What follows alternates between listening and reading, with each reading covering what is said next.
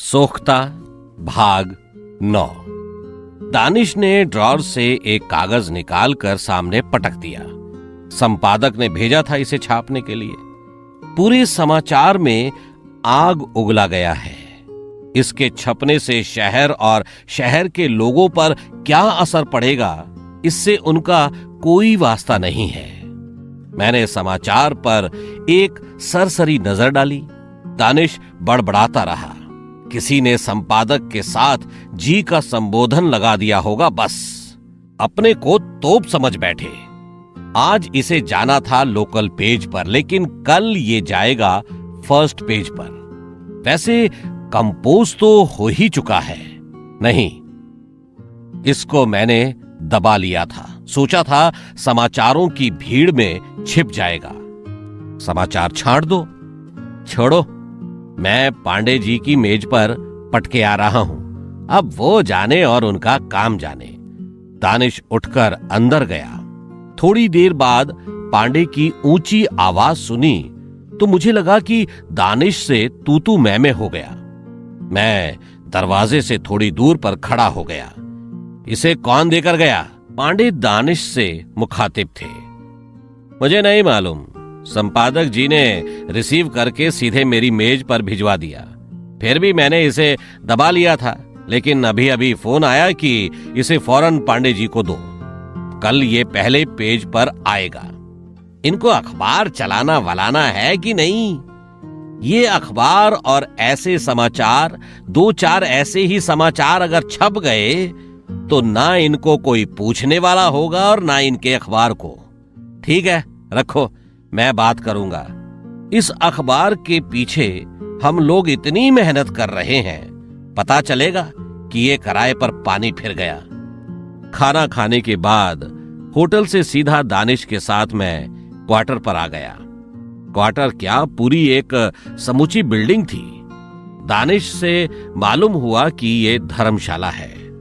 अखबार ने अपने स्टाफ के लिए कैप्चर कर रखा है। कदावर नींव पर टिका 2 मंजिला इमारत।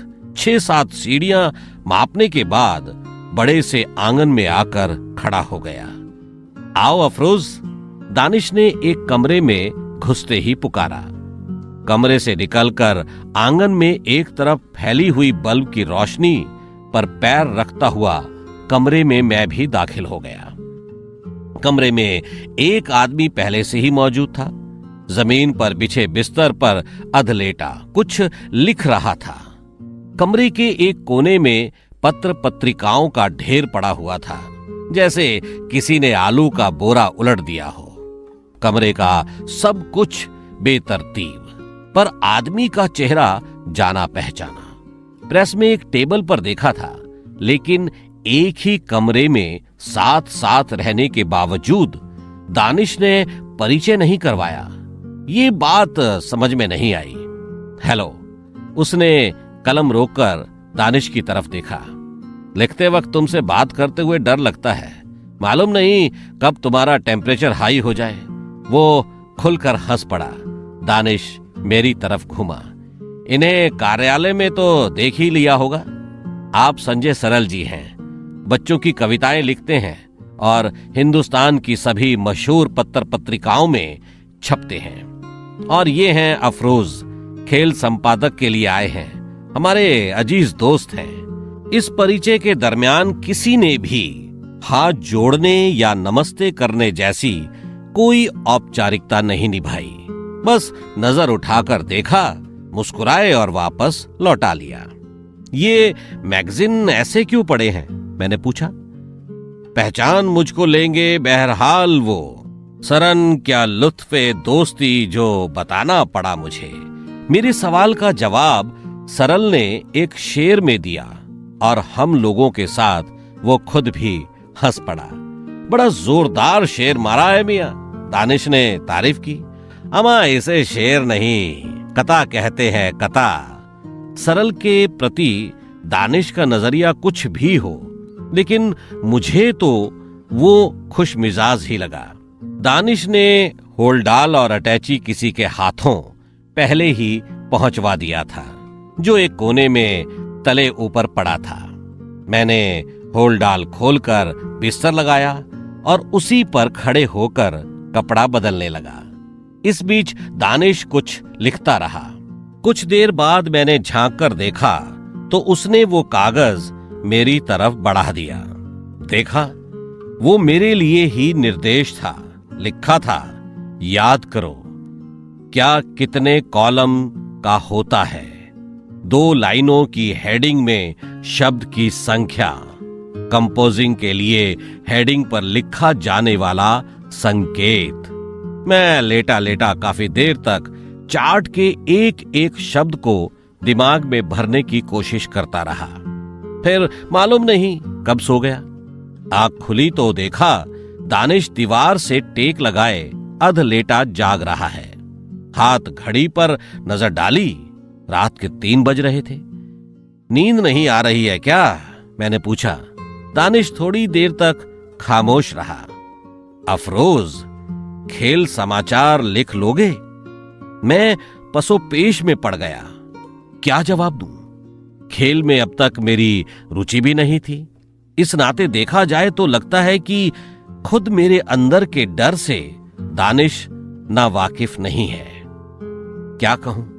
अब लिखने के बाद ही कुछ पता चल सकता है। इस जवाब के जरिए दानिश के साथ अपने को भी मैंने बहलाने की कोशिश की।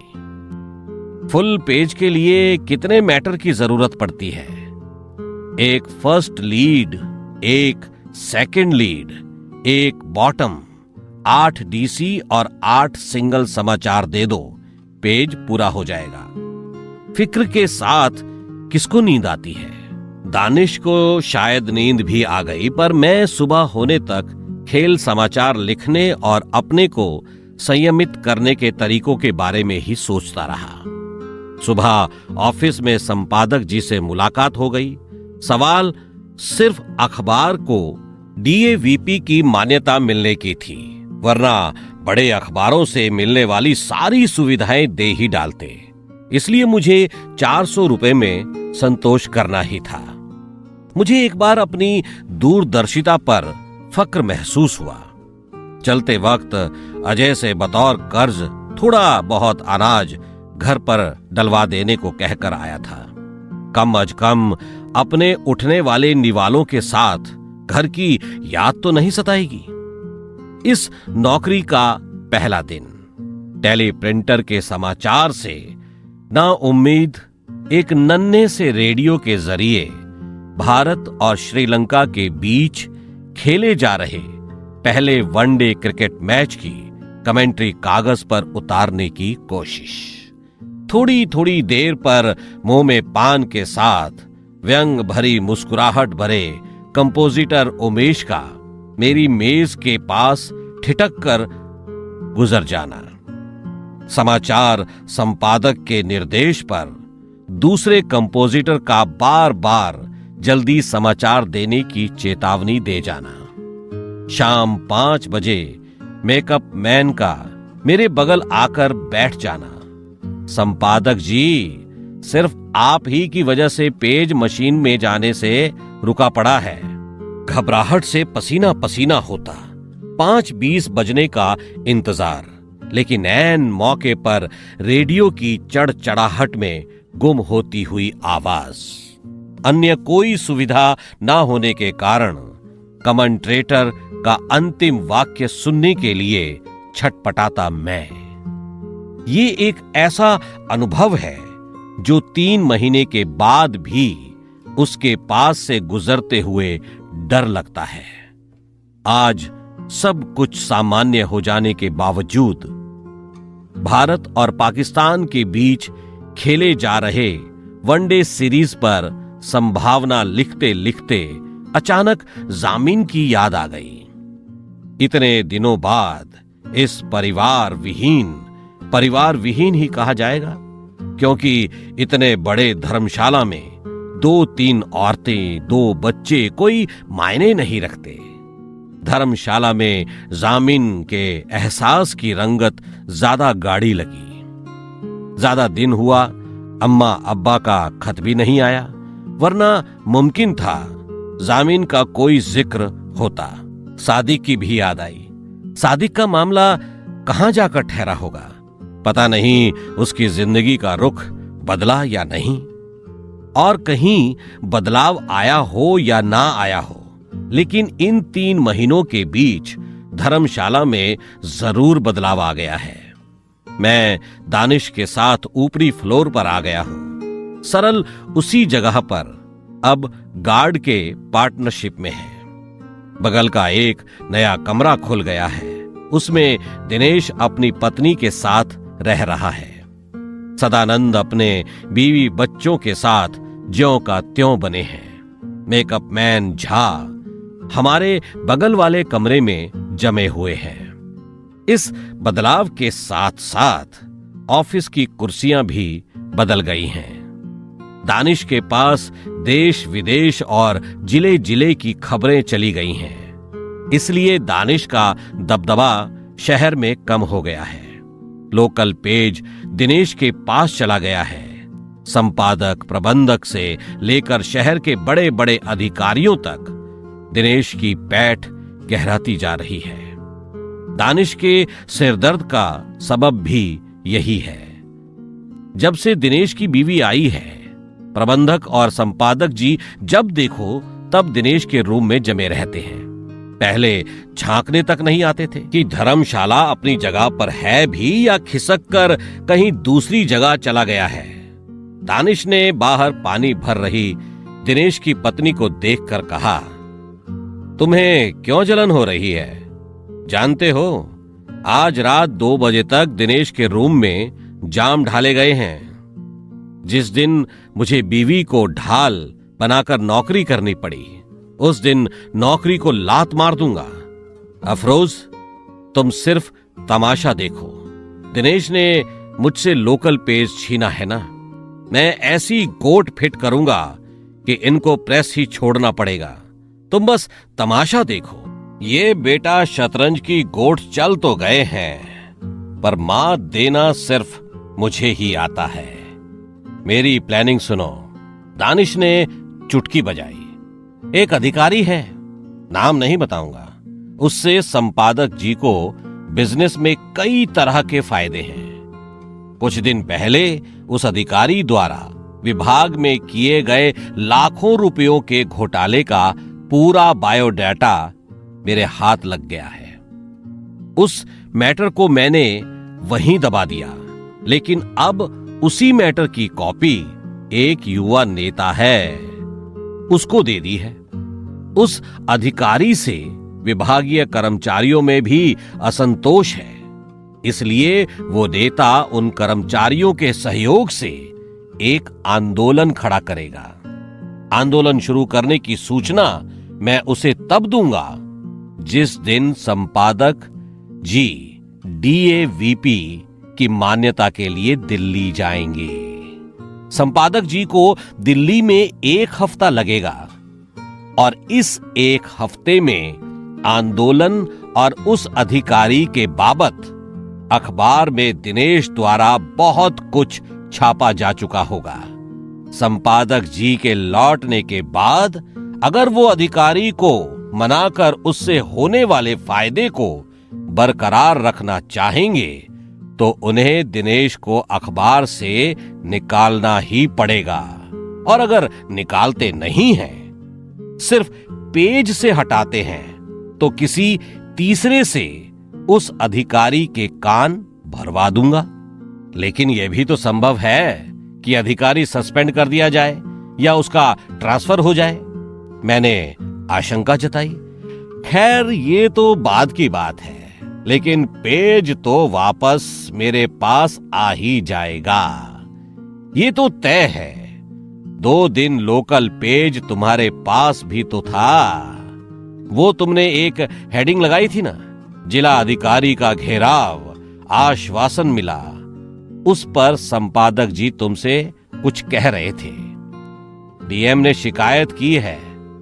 वही कह रहे थे कि जब तक मान्यता नहीं मिल जाती तब तक DM और सूचना अधिकारी के लिए ऐसी हेडिंग या समाचार नहीं जानी चाहिए जो खिलाफत में बोलते हों।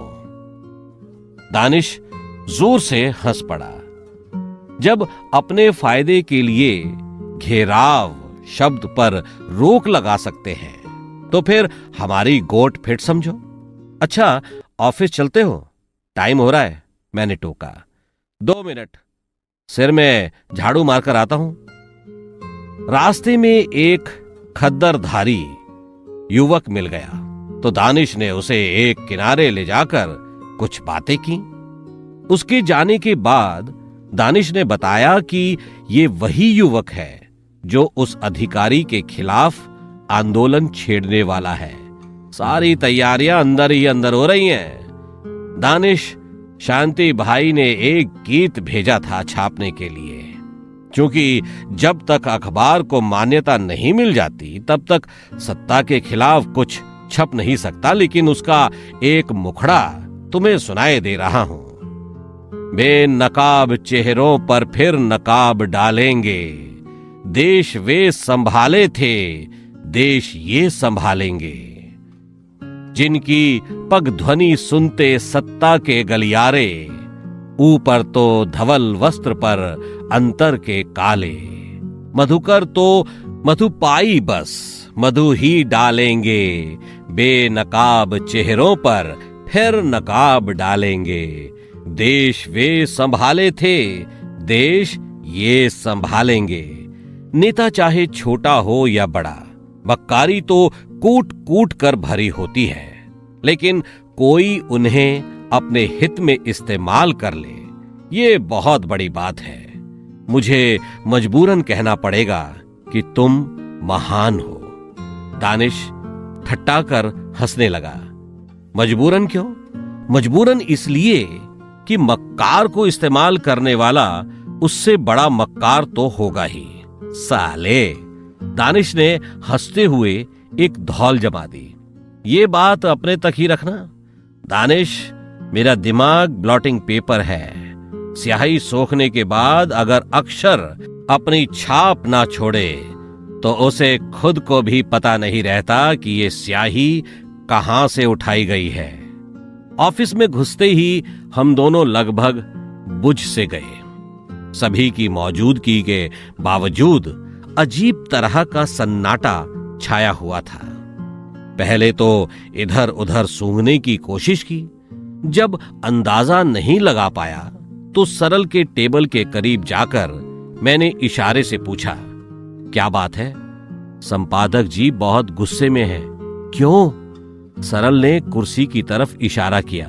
बैठो, अभी बताता हूं। खैरियत तो है? मुझसे सब्र नहीं हो रहा था।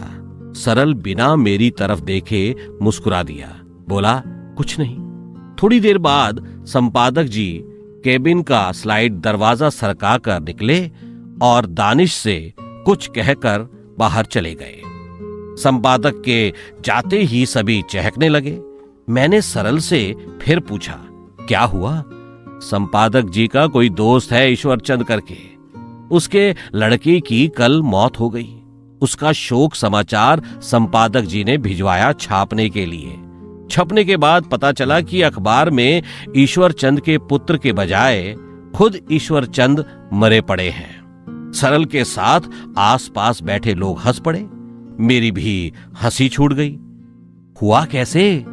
वो जावेद है ना, उसकी कंपोजिंग में गलतियां ज्यादा रहती हैं, इसलिए नदीम प्रूफ चेक करने के बाद दूसरा मंगवाता है। इसी बात को लेकर जब तब दोनों में गर्मा गर्मी भी हो जाती है। कल जावेदवा को मौका मिल गया। उसने शोक समाचार से के पुत्र उड़ाकर कंपोज कर दिया। नदीम ने भी प्रूफ पास कर दिया, इसलिए संपादक जी नदीम के ऊपर गर्म थे। अफरोज, दानिश की आवाज सुनाई दी। मैंने घूम कर देखा। दानिश दूसरे कमरे में अपनी मेज के सामने बैठा अखबार की फाइल उलट रहा था। मैं समझ गया, संपादक जी के दिल्ली जाने की तैयारी हो रही है। मैं उठकर दानिश के सामने आ खड़ा हुआ। क्या है? मैंने पूछा। इसे उठाओ। दानिश ने अपने पैर के पास रखे अखबारों की फाइलों की तरफ इशारा किया। मैं एकदम सन्नाटे में आ गया। गुस्से से चेहरा जलने लगा। थोड़ी देर तक मैं बुत की तरह खड़ा दानिश को देखता रहा। फिर धीरे से बोला, दानिश, मैं वहां से नौकरी छोड़कर आया हूं, तो इसका मतलब यह नहीं है कि मैं यहां से जाने के बाद भूखों मर जाऊंगा। कुर्सी पर बैठे बैठे दानिश ने झुककर फाइल उठा ली। अफरोज, तुम गलत समझ रहे हो। मुझे पुकारने से पहले भी तुम इसी तरह फाइल उठा सकते थे। मैं घूमा और आकर अपनी कुर्सी पर बैठ गया। मैं बिल्कुल तय नहीं कर पा रहा था कि मेरे ऊपर किए गए एहसान को इस्तेमाल करने की ये कोशिश थी या मेरे ऊपर अपने प्रभाव को स्टाफ के बीच मात्र दर्शाना। मुझे पुकारने के पीछे फाइल ना उठा पाने की मजबूरी तो कतई नहीं हो सकती। मैं बुरी तरह उलझता जा रहा था। काम करने का मूड तो बिल्कुल ही नहीं रह गया था। मैंने मेज के ड्रॉर से एक क्रिकेट मैगजीन निकाल ली, लेकिन पन्ने उलटते ही पता चल गया कि उसे उलटना बेमतलब ही है। मैगजीन फिर उसी ड्रॉर में रख दिया और उठकर बाहर होटल में जाकर बैठ गया। श्याम, एक कड़क चाय। सामने टेबल पर पड़े अखबार को हाथ बढ़ाकर उठाया, फिर समेट कर रख दिया। मैं फिर उठकर खड़ा हो गया। संपादक जी, चाय, श्याम ने टोका। ऑफिस में भेज देना। मैं वापस अपने टेबल पर आ गया। मेज पर पेपर वेट से दबे टेलीप्रिंटर के कुछ समाचार और कुछ लिफाफे दिखे। समाचार के नीचे से मैंने लिफाफे खींच लिए। 3 खत थे और तीनों बलरामपुर से आए थे। 5/12/86 बलरामपुर। डियर भाई अफरोज, प्यार। सारे हालात, सारे वाकयात से तुम बखूबी वाकिफ हो। अच्छे दोस्त, साथी, भाई की तरह तुमने हर बातें मुझे जोरदार सच के नजदीक लाकर समझाया, पर मैंने वही किया जो मुझे करना था। पिछले माह की अंतिम सप्ताह में कोर्ट मैरिज कर लिया, यानी अपनी तरफ से खेल खत्म कर दिया। अब आने वाला कल क्या क्या करिश्मा दिखाएगा, कुछ जानता भी हूं और कुछ नहीं भी। अनहोनी की हर पल प्रतीक्षा करता हूं। तुम्हारी धारणा मेरे प्रति क्या है या क्या होगी, यही सोचकर कभी कभी परेशान हो जाता हूं। पर मैं कैसा हूं, क्या हूं, इतना तो निश्चित है कि तुम्हारी हमदर्दी मेरे प्रति होगी। छोटा भाई तनवीर अब्बू के साथ आया था। तुम्हारा खत दिया। तुमने फिर अच्छी बातें लिखी, पर अफसोस भाई, मुझे अपने आप को तोड़ना मरोड़ना था। वो मैं कर चुका। मैं अपने ढंग से अपनी तरह जीना चाहता था और जीना चाहता हूं। बहुत कुछ सहता रहा। अब नपुंसक समाज की परवाह नहीं। भावनाओं की आंख मिचौली से बहुत तंग आ चुका था। अब ये बाजी हारना नहीं चाहता था, पर शायद हुआ ऐसा कि बाजी हारते हुए आखिरी दांव पर मैंने पूरे वजूद की बाजी लगा दी और दिवालिया होकर काफी हैरान हूं। अब सिवाय आत्मगिलानी का बोझ ढोने के मेरे पास दोस्त कोई चारा नहीं है। नारी के प्रति विद्रोह की भावना ने मुझको मिटा दिया। काश मैं किसी अच्छे काम के लिए खुद को मिटाता। अफरोज, मैं तुम्हारी तरह जीना चाहता था, पर जिद में ऐसा कर लिया जिसका कोई समाधान नहीं है। तुम मुझे प्रिय हो, आदर्श हो, मेरे बहुत अच्छे मानसिक साथी हो। खुदा करे तुम अच्छी तरह रहो, जिस तरह रह रहे हो। घर पर लोग नॉर्मल हैं, धीरे धीरे चैप्टर क्लोज कर रहे हैं। मैं भी सामान्य हूं। मुस्लिम विधान से अभी शादी नहीं की है।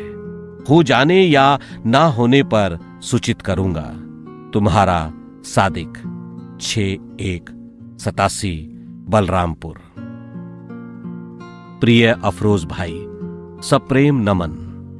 क्या हाल है गुरु? क्या कर रहे हो? कैसे हो? लिखना। आज सुबह सुरेश पाठक से मिला तो पता चला कि तुम भी जौनपुर की दिशा में पलायन कर गए हो।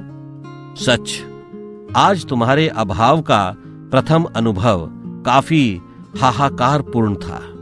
दानिश भाई का क्या हाल है? बलरामपुर आना तो मुझसे मिलना। नए नए अनुभवों का हिस्सेदार बनना चाहता हूं। एक मैं हूं जो बलरामपुर में सड़ रहा हूं। तुम ही लोग मजे में हो, अपने आप निर्मित, अपने आप के निर्णायक। पत्रोत्तर मिलता तो सफुर्ती होती। मजे में तुम्हारा अपना सलील पंडित। 23/1/87 बलरामपुर। अफरोज, प्यार। मैं यहां पर फिलहाल खैरियत से हूं। अखबार बराबर मिल रहा है। इस समय तुम्हारी स्थिति क्या है? अपने बारे में विस्तार से लिखो। तुम्हारे घर पर सभी ठीक हैं। मेरा अभी तक घर से कोई संबंध नहीं बन पाया। मैं कितना क्रूर बनूं, संवेदनाएं पीछा नहीं छोड़ती। जिद पूरी कर ली, अब उसकी जिंदगी भी मेरे सहारे है। सिर्फ एक गम है कि बच्चे ना छूटते। मैंने भी कभी ये नहीं चाहा था, पर कर ही क्या सकता हूं सिवाय तुम्हारी भाभी को खुश रखने के। वो तुम्हें याद करती है बड़ी आत्मीयता से। अहमद आया था, तबस्सुम से मिलवाया, पर उसने पर्दा किया। अपनी आर्थिक स्थिति के बारे में लिखो। ज्यादा परेशानी हो तो मुझे लिखो। तुम किसी तरह अपने आप को बनाओ। दानिश तुम्हें चाहता है, उसी के निर्देश पर चलो। पहले से फिलहाल मैं ठीक हूं। प्रैक्टिस भी ठीक चल रही है। अभी तक तो कोई समस्या नहीं है, आगे पता नहीं। तुम्हारा सादिक।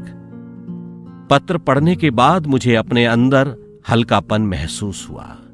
मुझे लगा इस वक्त वाकई मुझे किसी हमदर्द की जरूरत थी। मैंने पत्रों को दोबारा पढ़ा, फिर तिबारा पढ़ा। अपने आप निर्मित, अपने आप के निर्णायक। दानिश तुम्हें चाहता है, उसी के निर्देश पर चलो। इन दोनों वाक्यों में कोई समानता ना होते हुए भी एक ही गुंथे हुए से लगे। मैंने दोनों पत्रों को आमने सामने रखकर एक साथ कई बार पढ़ा। फिर मुझे लगा कि अगर दानिश से दोस्ती कायम रखनी है तो इन दोनों वाक्यों में से किसी एक का चुनाव मुझे करना ही पड़ेगा। मैं धीरे से मैनेजर कम अकाउंटेंट के कमरे में घुसा और जाकर मेज के करीब खड़ा हो गया। शेखर साहब, 100 रुपए की जरूरत है। तबीयत ठीक नहीं है, दवा लानी है। मैनेजर ने बिना नजर उठाए रजिस्टर पर कलम घसीटते हुए रुखा सा जवाब दे दिया। 100 तो नहीं है, 10-20 पड़े होंगे। इससे काम चले तो चला लो, फिर बाद में देखते हैं।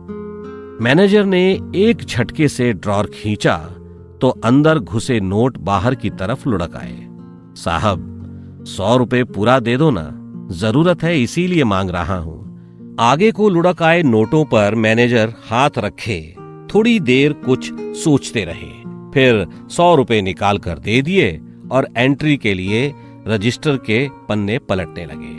नोट हाथ में आते ही मैंने पूरी तरह तय कर लिया कि अब मुझे ये शहर छोड़ देना चाहिए। इसी के साथ सोख्ता की ये कहानी समाप्त होती है। सुनने के लिए अजय सिंघल की तरफ से और बुक ऑडियो की तरफ से बहुत बहुत धन्यवाद।